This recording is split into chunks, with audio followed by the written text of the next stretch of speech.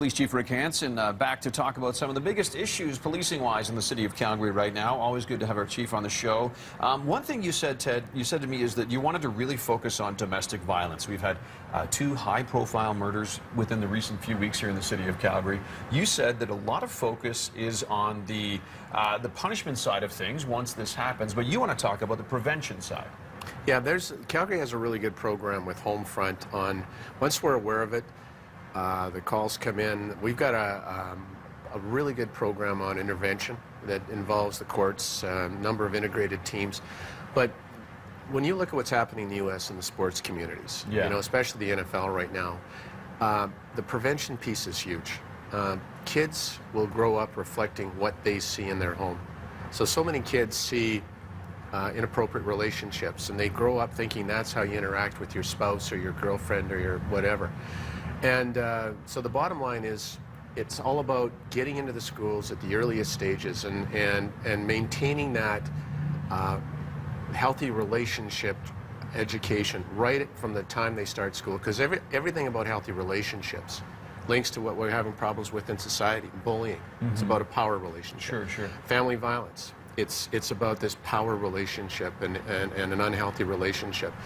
It's not adequate for the cops to walk into a high school class and say, you know, don't hit your spouse and walk out. Because at the end of the day, you have their attention for a little bit of time, but you need something that right from when they start school, and we do that with our S4 program, partnering with the schools, but right up to what we've got now is we've rolled out a new program in partnership with the WHL, the Western Hockey League. Sure. And the Flames have been great. Brian Burke, Ken King, totally supportive. And the idea is, you advise these players, because they're influential in their own right, that you have to maintain this healthy relationship. You have to know that we're not going to, hockey skill, for instance, is one thing. Sure. But you're not going to make the bigs if you get yourself in trouble because you're into drugs or domestic violence or anything like that. So there has to be, right from the earliest stages, that interaction with young men especially, to get them to understand that if you choose to be disrespectful, especially in your relationships with women, there's a price to be paid. It's against the law, it's unacceptable, and you're going to wind up in jail, and you might wind up unemployed. Yeah. And we just started this program with the WHL, and like I say, the Flames have been great, where that's being rolled out to individual teams with this starting here. This season? Yep. This season? Oh, great. Starting this season. One of our guys is one of our cops.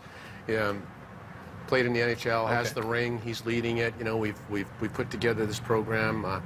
And the Flames have been great organizing it. But if we don't get to the education piece, if we don't start holding young men more accountable, and not just the individual that's doing it, but those that surround them, you know, those that turn a blind eye, it's going to continue. And frankly, the NFL reaction is left a little bit to be desired with their, you know, kind of, well, it's really got nothing to do with us. Well, yeah, it does. Yeah. They're role models. So it's a complicated issue, but it's not just about the enforcement. That's huge.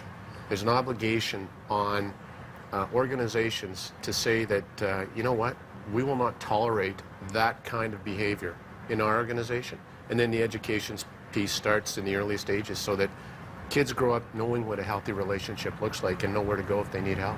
I wanted to focus on something else. Is it a role modeling thing? I wanted to talk with you about the success you guys are having along International Avenue, 17th Avenue Southeast, focusing in between 52nd Street and the mid-20 streets as well, kind of Forest Lawn area.